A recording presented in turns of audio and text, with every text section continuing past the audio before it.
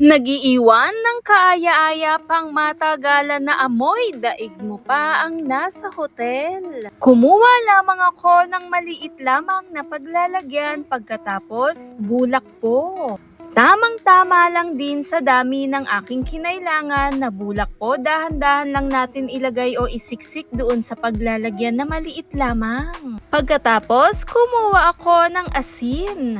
1 tablespoon po ng asin, ilagay at ikalat lang doon sa may bula. Dito nga po sa asin tumutulong magsipsip, lalo na sa moisture, makakaalis na rin sa odor.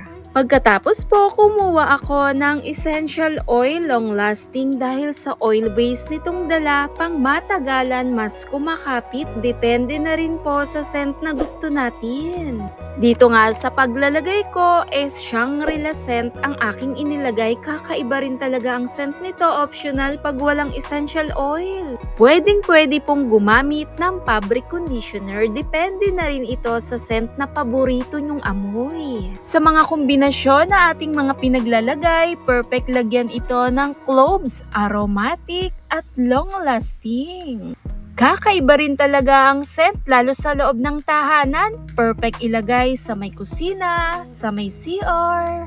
Kahit pa sa may sala ay pwedeng-pwede, depende na rin to sa atin. Sobrang refreshing na nagiiwan ng kakaiba at aromatic na amoy. Follow, subscribe for more tips.